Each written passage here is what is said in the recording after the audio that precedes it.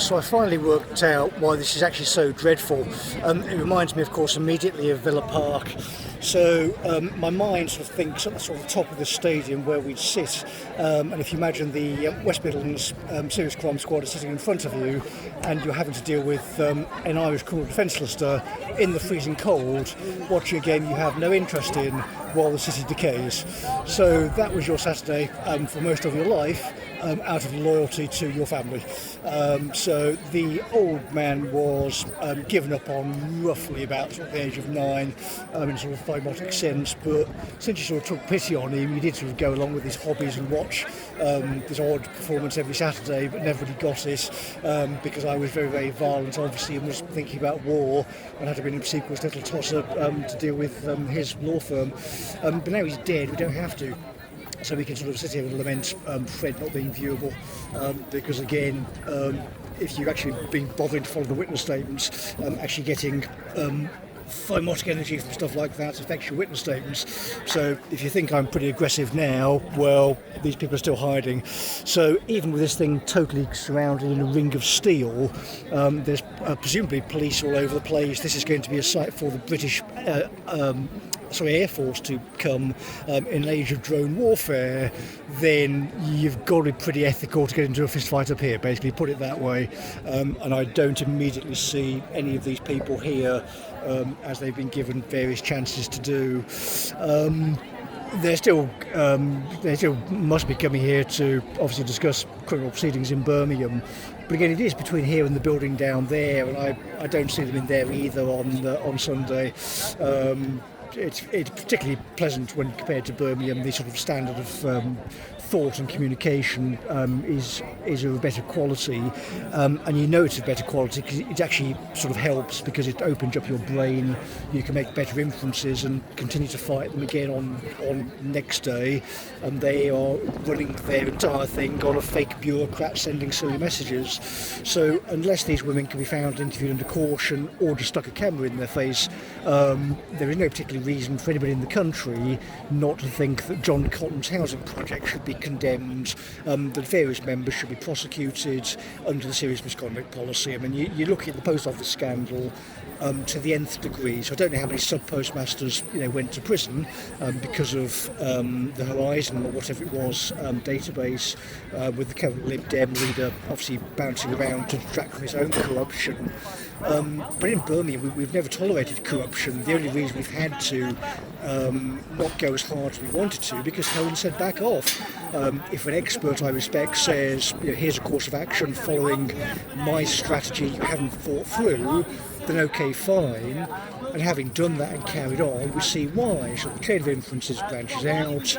You've got a record then of saying no in a compliance department, and then several more years of observations, writing all kinds of stuff into their databases, with various crooks hiding and refusing to comply. Once again, we're still getting no response from the supposed authorities. By the way, this goes back to defence, because defence is a basic function of the state. If you're a court officer saying, well, we have no defensive structure with which to do the job that is credible and legitimate, and the employer is not only liable in employment law terms, but is actively dangerous, is attacking its staff, is attacking its citizens, residents and customers, because order is broken down, and the response is, oh, I don't like your tone, sir, then nobody actually gives a shit what you think. So what should be happening, once again for the record, is a member of West Midlands Police, probably from Sutton, with one of their professional standards people, along with the West Midlands Police Serious Crime Squad detective, can make the link from flying back black guys from the roof of Stillhouse Lane to court officers vanishing in the middle of the night with shrapnel, having avoided being stabbed to death. If you don't actually wish to answer to any of these particular charges, then the current reason for that is because order is effectively broken down.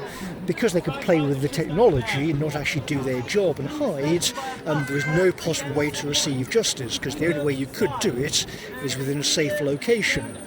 With someone like Lammy in charge of playing with jury trials, you're not exactly going to hang around Birmingham and be stabbed to death or be dealt with by bureaucrats who attack you via laptop, are you? It's fairly sensible you're going to get out for security, and because of who you are, it's an obvious inference to everyone else in the city what time it is in terms of the history of the country. I got an interesting bounce back this morning from John Cotton's email, so I can certify that the Proton Mail account has been having no bounce back from Cotton directly until today.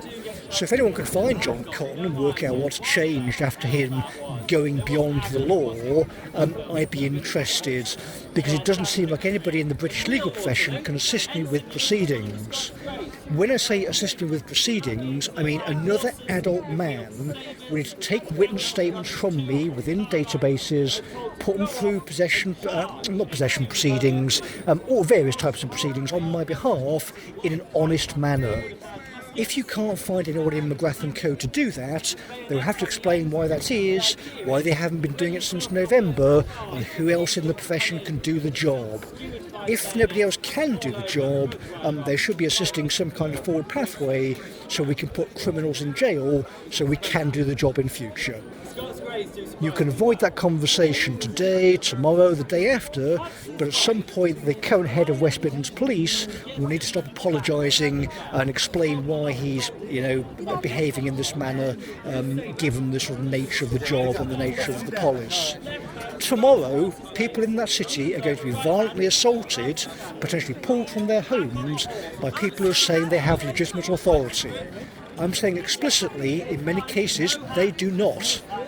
And it will help the courts challenge their authority from Scotland and via space communications technology provided by Elon Musk, someone my colleagues don't particularly like very much, because he's allowing court officers to do this.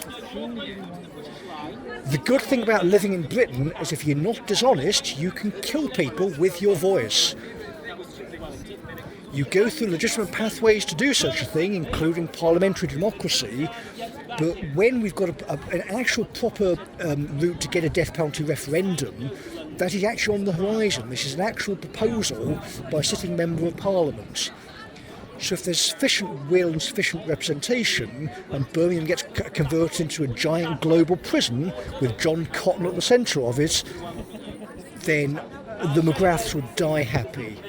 You could kill me tomorrow, and that would be my recorded statement saying turning Birmingham into Megacity 1 and surrounding it by artillery would bring a tear to my eye. It will be building the kingdom of heaven on earth, because once the problem was resolved by justice plus artillery, it would become a much more appealing place. Back to the 80s and 90s, where you'd just be civilised and wouldn't need heavy explosives to actually maintain order.